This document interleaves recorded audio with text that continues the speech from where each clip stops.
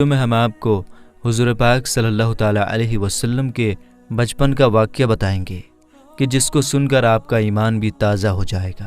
اس لیے میرے دوستو ویڈیو کو پورا ضرور دیکھیے گا۔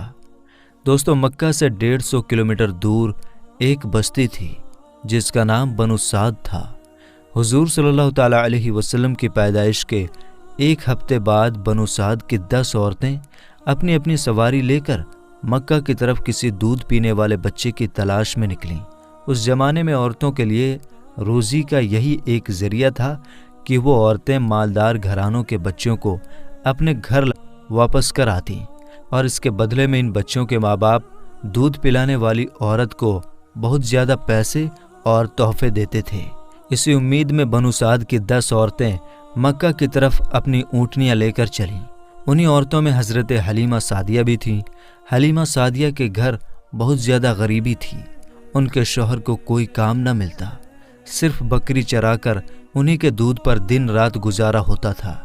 حلیمہ سعدیہ کے گھر میں ایک اونٹنی بھی تھی، لیکن وہ بہت زیادہ کمزور ہو چکی تھی کیونکہ بنو سعد قبیلے میں گھاس بھی بہت کم اگتی تھی، اس لیے جانوروں کو بھی صحیح سے چارہ نہیں مل پاتا تھا۔ حلیمہ سعدیہ اپنی اسی کمزور اونٹنی کو لے کر مکہ کی طرف ان 10 عورتوں کے ساتھ چل پڑیں تاکہ انہیں بھی کوئی دودھ پیتا بچہ مل جائے، جس کی وجہ سے ان کے گھر میں بھی 4 پیسے آنے لگیں۔ حلیمہ سعدیہ کے ساتھ ان کا ایک دودھ پیتا بچہ اور ان کے شوہر تھے۔ ان عورتوں کی اونٹنیاں طاقتور تھیں، اس لیے وہ بار بار حلیمہ سعدیہ کی اونٹنی سے آگے نکل جاتی اور پھر دور جا کر ان عورتوں کو ایک جگہ پر رکنا پڑتا تاکہ حلیمہ سعدیہ کی کمزور اونٹنی بھی دھیرے دھیرے ان کے پاس پہنچ جائے اور ساری عورتیں ایک ساتھ مکہ پہنچیں۔ ان عورتوں کو بار بار حلیمہ سعدیہ کے لیے رکنا پڑتا تھا، اس لیے آخر ان عورتوں نے حلیمہ سعدیہ سے کہا کہ اے حلیمہ، تمہاری وجہ سے ہمیں بار بار رکنا پڑتا ہے، دھوپ بھی بہت تیز ہے، اس لیے اگر تم اجازت دو تو ہم نکل جائیں اور تم دھیرے دھیرے اپنی اسی اونٹنی سے آتی رہنا۔ حلیمہ سعدیہ بیچاری اس وقت کیا جواب دیتی؟ انہوں نے کہہ دیا کہ ہاں ٹھیک ہے، تم لوگ میری وجہ سے پریشانی مت اٹھاؤ، جاؤ تم سب نکل جاؤ، میں اپنے شوہر کے ساتھ دھیرے دھیرے پیچھے سے آ رہی ہوں۔ 2 دن کے سفر کے بعد یہ 9 عورتیں پہلے ہی مکہ پہنچ گئیں اور مکہ میں جتنے بھی مالدار گھرانے تھے ان کے گھروں سے کوئی نہ کوئی دودھ پینے والا بچہ لے لیا۔ روایتوں میں آتا ہے کہ یہ 9 عورتیں سب سے پہلے ہمارے حضور صلی اللہ تعالیٰ علیہ وسلم کے گھر آتیں، لیکن جب معلوم ہوتا کہ اس بچے کا باپ نہیں ہے اور یہ بچہ یتیم ہے تو وہ انہیں لینے سے انکار کر دیتی اور کہتی کہ ارے ہم اتنے دور سفر کر کے اس لیے آئے ہیں تاکہ بچے کے باپ سے ہمیں کچھ پیسے اور خرچہ مل جائے، یہ بچہ تو یتیم ہے، اس سے ہمیں کیا ملے گا۔ اس لیے ساری عورتوں نے ہمارے حضور صلی اللہ تعالیٰ علیہ وسلم کو لینے سے انکار کر دیا اور مکہ کے مالدار بچوں کو لے کر چلی گئی۔ جب سبھی عورتوں نے حضور صلی اللہ تعالیٰ علیہ وسلم کو لینے سے انکار کر دیا تو یہ بات حضرت آمنہ کے دل کو لگی اور وہ اکیلی گھر میں بیٹھی چھوٹے بچے کو دیکھ کر رونے لگیں اور دل ہی دل سوچنے لگیں کہ اے کاش آج میرے معصوم بچے کے باپ زندہ ہوتے تو میرے بچے کو بھی کوئی عورت اپنے گھر لے جاتی، اے کاش میں زندہ ہوتے تو وہ میرے بچے کو گود میں لے کر بازاروں میں گھماتے اور اسے اچھے اچھے کھلونے دلاتے۔ حضرت آمنہ کے آنسو دیکھ کر شاید اس وقت اللہ تعالیٰ حضرت آمنہ سے کہہ رہا ہوگا کہ اے آمنہ تم پریشان کیوں ہوتی ہو، اس بچے کے باپ اسے کھلونا لے کر نہیں دے پائے تو کیا ہوا، اس بچے کی تو ایسی شان ہوگی کہ میں آسمان کے چاند کو اس بچے کے لیے کھلونا بنا دوں گا اور وہ انگلیوں کے اشارے سے چاند کے 2 ٹکڑے کر دے گا۔ اے آمنہ اس بچے کے باپ اسے کیا بازاروں کی سیر کرواتے، آنے والے وقت میں دیکھنا میں اس بچے کو آسمان پر بلا کر جنت کی سیر کرواؤں گا۔ حضرت آمنہ خاموش پریشان بیٹھی تھیں اور شاید یہی سب باتیں سوچ رہی تھیں۔ حضرت عبد المطلب کو بھی جب اپنے پوتے کے بارے میں یہ خبر معلوم ہوئی کہ کسی عورت نے بھی میرے پوتے کو قبول نہیں کیا ہے اور سب نے لینے سے انکار کر دیا ہے تو ان کے بھی دل پر ایک چوٹ لگی اور دل ہی دل سوچنے لگے کہ اے کاش میرا بیٹا عبداللہ زندہ ہوتا تو آج میرے پوتے کو یہ دن نہ دیکھنا پڑتا۔ شام کا وقت ہو چکا تھا۔ حلیمہ سعدیہ اسی وقت مکہ پہنچی تو انہیں معلوم ہوا کہ اب مکہ میں کوئی مالدار گھرانے کا بچہ نہیں بچا ہے۔ ان سبھی عورتوں نے ہر ایسے بچے کو لے لیا ہے جس کا باپ مالدار ہو۔ حلیمہ سعدیہ تلاش کرتی ہوئی حضرت آمنہ آیا کہ میں دودھ پلانے والی ہوں، دیہات سے آئی ہوں، بچہ چاہیے۔ حضرت آمنہ نے سوچا کہ یہ عورت بھی ابھی میرے بچے کو دیکھ کر منع کر دے گی کہ میں اس یتیم کو گود نہیں لیتی، لیکن پھر بھی اللہ نے ان کے دل میں بات ڈالی اور انہوں نے حلیمہ سعدیہ کو گھر کے اندر بلا لیا۔ حلیمہ سعدیہ کو بھی جب اس بات کی خبر ہوئی کہ بچہ یتیم ہے اور اس کا باپ نہیں ہے تو لینے سے انکار کر دیا اور واپس چلی گئی۔ انہیں کوئی بھی بچہ نہیں ملا اور وہ اپنے شوہر کے پاس ایک خیمے میں پہنچی۔ شوہر نے پوچھا کہ اے حلیمہ کیا ہوا، کوئی بچہ نہیں ملا؟ حضرت حلیمہ نے جواب دیا کہ نہیں، ہم دیر سے پہنچے اس لیے مکہ کے سارے بچے ان عورتوں نے لے لیے اور میری قسمت میں شاید کوئی بچہ نہیں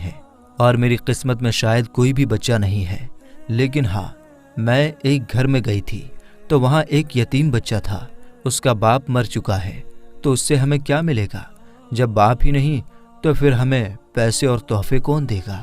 اس لیے میں نے اس بچے کو لینے سے انکار کر دیا۔ رات کا وقت تھا، دونوں میاں بیوی خاموش بیٹھے تھے۔ حضرت حلیمہ کی گود میں جو بچہ تھا وہ بہت زیادہ رو رہا تھا کیونکہ وہ 2 دنوں سے بھوکا تھا، اور حضرت حلیمہ کے سینے میں بالکل بھی دودھ نہیں بچا تھا کیونکہ حضرت حلیمہ نے بھی کئی دنوں سے کچھ نہیں کھایا تھا، اس لیے بھوک کی وجہ سے ان کے سینے میں بھی دودھ آنا بند ہو گیا تھا۔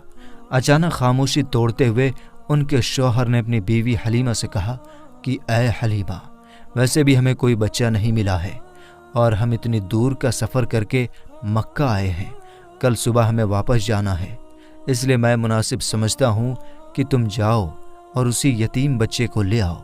چلو ہمیں کچھ پیسے نہیں ملیں گے تو کیا ہوا، کم سے کم اللہ کی طرف سے کچھ ثواب ہی ملے گا کہ ہم نے ایک یتیم بچے کو پالا۔ خالی ہاتھ گھر لوٹتے ہوئے مجھے اچھا نہیں لگ رہا ہے۔ حضرت حلیمہ نے کہا کہ بات تو آپ صحیح کہہ رہے ہیں، ٹھیک ہے میں ابھی جا کر اس بچے کو لے آتی ہوں۔ اور پھر حضرت حلیمہ بی بی آمنہ کے گھر پہنچی۔ یہ دیکھ کر حضرت آمنہ بہت زیادہ خوش ہوئی کہ چلو میرے بچے کو کسی عورت نے قبول تو کیا، آیا کہ تو دکھلاؤ۔ حضرت آمنہ نے زمین پر لیٹے ایک بچے کی طرف اشارہ کر دیا۔ حضور صلی اللہ تعالیٰ علیہ وسلم کے اوپر ایک کپڑا پڑا ہوا تھا۔ حضرت حلیمہ نے جیسے ہی وہ کپڑا ہٹا کر ہمارے حضور کا چہرہ مبارک دیکھا تو ان کا دل دھک سے ہو گیا۔ حضور صلی اللہ تعالیٰ علیہ وسلم نے مسکراتے ہوئے حضرت حلیمہ کی انگلی پکڑ لی۔ ایسا خوبصورت بچہ اور اس کی اتنی پیاری سی مسکراہٹ دیکھ کر حضرت حلیمہ خود پر قابو نہ کر سکیں اور اس بچے کو گود میں اٹھا کر سینے سے لگا لیا اور اسے پیار کرنے لگیں۔ بچے کو سینے سے لگاتے ہی حضرت حلیمہ کو ایسی ٹھنڈک محسوس ہوئی کہ جو انہیں ساری زندگی میں نہیں مل سکی۔ پھر حضرت حلیمہ نے کہا کہ میں اس بچے کو ضرور لوں گی۔ حضرت آمنہ نے خوش ہو کر عبد المطلب کو بلوایا اور کہا کہ ایک عورت بچے کو لینے آئی ہے۔ یہ سن کر عبد المطلب بھی خوش ہوئے اور جلدی سے گھر پہنچے۔ حضرت حلیمہ سے پوچھا کہ تو کس قبیلے سے ہے؟ تو انہوں نے جواب دیا کہ بنو سعد سے ہوں۔ پھر پوچھا کہ تیرا نام کیا ہے؟ تو فرمایا کہ میرا نام حلیمہ سعدیہ ہے۔ یہ سن کر حضرت عبد المطلب نے خوش ہو کر کہا کہ واہ بھائی واہ، نیکی اور سادگی ایک ساتھ جمع ہو گئی۔ انہوں نے حضرت حلیمہ کی تعریف کی اور پھر فرمایا کہ تم میرے بچے کو لے جا سکتی ہو۔ حضرت حلیمہ جب بچے کو لے کر آگے بڑھنے لگیں تو رک کر حضرت آمنہ سے کہا کہ اے آمنہ، میں دیہات کی رہنے والی ہوں، میں نے آج تک اس جیسا خوبصورت بچہ دیہاتوں میں نہیں دیکھا۔ حضرت آمنہ نے کہا کہ اے حلیمہ، تم دیہات کی رہنے والی ہو اور میں شہر کی رہنے والی ہوں، میں نے آج تک اس جیسا بچہ شہروں میں نہیں دیکھا۔ حضرت عبد المطلب پاس کھڑے تھے۔ انہوں نے کہا اے حلیمہ، تم نے دیہات میں ایسا خوبصورت بچہ نہیں دیکھا، اور اے آمنہ، تم نے شہروں میں ایسا خوبصورت بچہ نہیں دیکھا، اور میں ملکوں کا سفر کیا کرتا ہوں، میں نے ملکوں میں ایسا خوبصورت بچہ نہیں دیکھا۔ اگر اس وقت حضرت جبریل موجود ہوتے تو شاید وہ یہ کہتے کہ اے حلیمہ، تم نے دیہاتوں میں ایسا خوبصورت بچہ نہیں دیکھا، اور اے آمنہ، تم نے شہروں میں ایسا خوبصورت بچہ نہیں دیکھا، اور اے عبد المطلب، تم نے ملکوں میں ایسا خوبصورت بچہ نہیں دیکھا، اور میں جبریل ساری دنیا کا چکر لگاتا ہوں، میں نے ساری دنیا میں ایسا خوبصورت بچہ نہیں دیکھا۔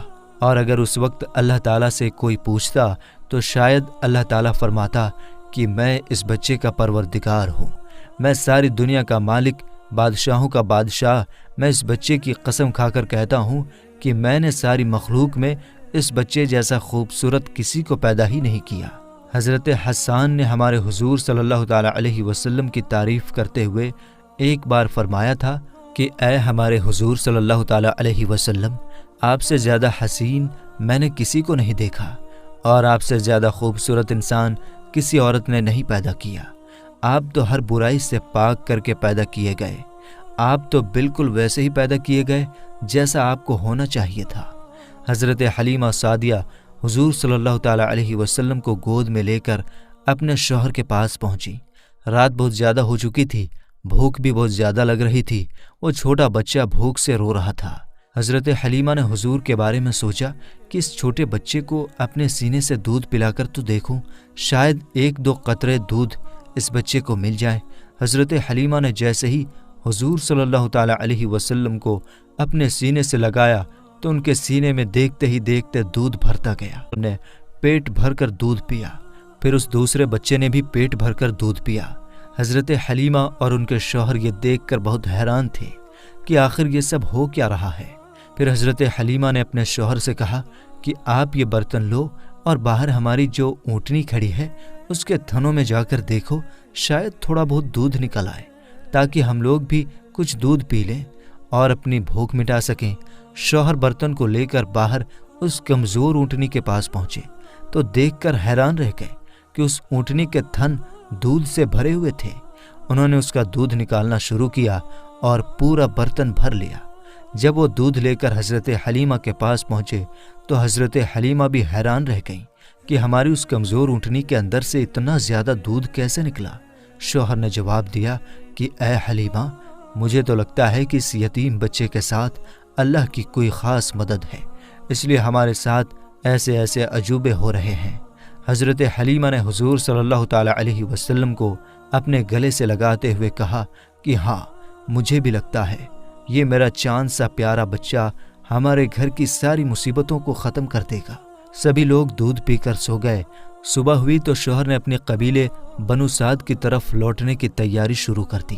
وہ 9 عورتیں پہلے ہی جا چکی تھیں اور بہت دور نکل چکی تھیں۔ شوہر پہلے اونٹنی پر بیٹھ گئے اور پھر خود اپنی بیوی کو اپنے پیچھے اونٹنی پر بٹھایا۔ ہمارے حضور صلی اللہ تعالیٰ علیہ وسلم اس وقت حضرت حلیمہ کی گود میں تھے۔ ان کے شوہر اونٹنی کو بار بار کھڑا کرنے کی کوشش کر رہے تھے، لیکن وہ اٹھنے کا نام ہی نہیں لے رہی تھی۔ پریشان ہو کر شوہر نیچے اترے تو وہ اونٹنی ایک دم سے کھڑی ہو گئی۔ شوہر بہت زیادہ حیران ہوئے اور پھر سے اونٹنی پر آگے بیٹھ کر اسے چلانے کی کوشش کرنے لگے تو وہ پھر سے بیٹھ گئی اور اٹھنے کا نام ہی نہیں لے رہی تھی۔ شوہر کو کچھ شک ہوا اور انہوں نے حضرت حلیمہ سے کہا کہ اے حلیمہ، تم اس بچے کو لے کر آگے بیٹھو اور میں تمہارے پیچھے بیٹھتا ہوں۔ حضرت حلیمہ حضور صلی اللہ تعالیٰ علیہ وسلم کو لے کر جیسے ہی آگے بیٹھیں تو وہ اونٹنی اٹھ کھڑی ہوئی اور اس نے زمین پر سر رکھ کر 3 بار سجدہ کیا اور اللہ کا شکر ادا کیا کہ تو نے مجھے حضور صلی اللہ تعالیٰ علیہ وسلم کی سب سے پہلی سواری بنا دیا۔ اور پھر اس اونٹنی نے ایک دوڑ لگائی اور بہت تیز چلنے لگی۔ حلیمہ سعدیہ اور اس کے شوہر حیران تھے کہ یہ تو وہی اونٹنی ہے کہ جسے لے کر ہم آئے تھے اور جو چلنے کو ترستی تھی، اب اسے کیا ہو گیا ہے کہ یہ اتنی تیز دوڑ رہی ہے۔ کچھ ہی وقت گزرا کہ اس اونٹنی نے دوڑتے ہوئے ان 9 عورتوں کو پا لیا اور تیزی سے چلتے ہوئے ان کے پاس سے گزری تو ان عورتوں نے حیرانی سے پوچھا کہ اے حلیمہ، کیا تم نے سواری بدل دی ہے؟